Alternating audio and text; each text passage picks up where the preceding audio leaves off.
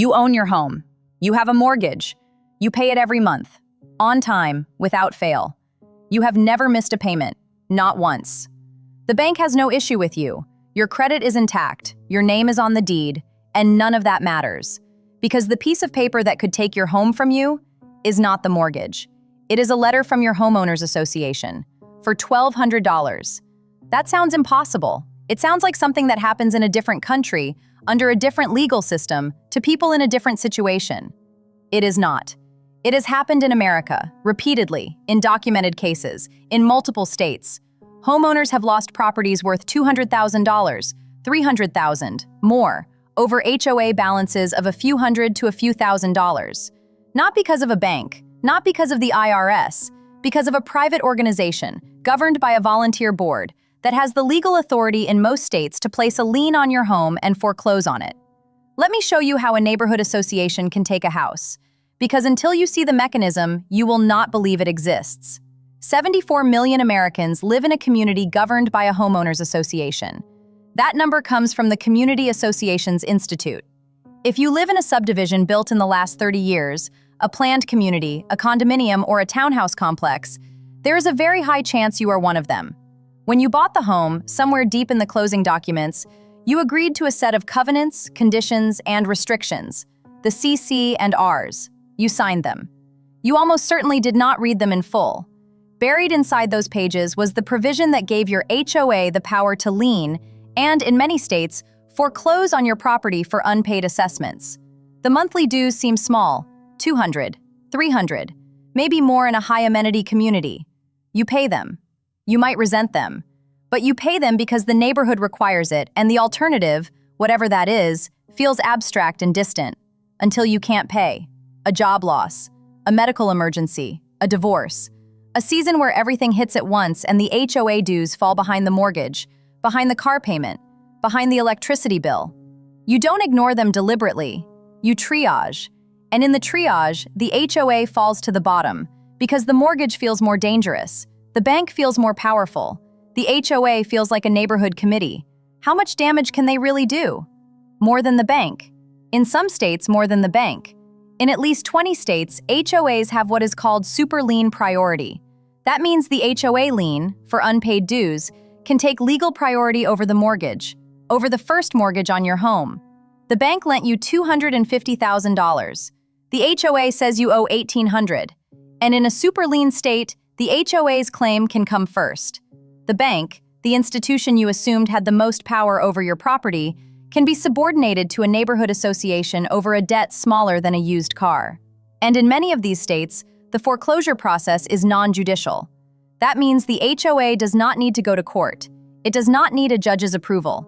It follows a statutory process, notices, waiting periods, a sale, and your home goes to auction, without a courtroom, without a hearing, without a jury deciding whether losing a $300,000 home over $2,000 in HOA dues is proportionate. The process does not ask whether it is proportionate. The process asks whether the lien is valid and the notices were sent. There are families in Texas who lost homes this way, in Florida, in Virginia, in Nevada. These are not rumors or legal theory. These are documented foreclosures, reported by newspapers, confirmed by court records. Homes auctioned, families displaced, equity erased, over amounts most Americans carry as a monthly subscription balance without thinking twice. And here is the part that should unsettle every homeowner in an HOA community. The board that governs your HOA, the people who decide how dues are spent, when special assessments are levied, and whether to pursue a lien, is a volunteer board. Neighbors, retired accountants, local business owners, people who may or may not have financial training, people who may or may not manage the reserve fund responsibly, people who can vote to impose a $10,000 special assessment for a new roof or a pool renovation. And if you can't pay it, the lien clock starts. You didn't elect these people the way you elect a city council member. You may not have known the election happened. Most HOA board elections have turnout in the single digits. The people making decisions about the financial obligations attached to your home were chosen by a handful of neighbors on a Tuesday evening you didn't attend. Think about that structure. A private organization, volunteer governance, the legal power to lien, the legal power, in many states, to foreclose without court approval. Almost no regulatory oversight, governing the single largest asset most American families own, funded by dues that, if unpaid, can trigger the loss of that asset, regardless of how much equity you've built or how current your mortgage is. This is not a system designed to protect homeowners. This is a system designed to protect property values. And when the mechanism for protecting property values includes the power to take someone's property, the question you have to ask is, whose property is actually being protected? Now, this does not mean every HOA is predatory. Many are well-run. Many maintain communities responsibly. Many would never pursue foreclosure over a small balance. But the power exists whether they use it or not. And the power does not require good intentions to activate. A change in board leadership. A disagreement that turns personal. A financial crisis in the association that makes aggressive collection feel necessary. The mechanism is always loaded. Whether it fires depends on who is holding it. Here is what protects you. If you act before the lien exists, not after. Never stop paying HOA dues even if you dispute a charge. Pay under protest and fight the charge separately. The moment you stop paying, the clock starts on a lien. And a lien is the legal doorway to foreclosure. Keep the door closed. Attend board meetings. Not because they're interesting, because the budget is decided there. Special assessments are proposed there. Spending decisions that become your financial obligations are made there. If you are not in the room, you are funding decisions you had no voice in. Request the reserve fund study. Every HOA should have one. If the reserves are underfunded, if the association has been deferring maintenance to keep dues low, a large special assessment is coming. Knowing it's coming is the difference between preparing for it and being blindsided by it. Know your state's law.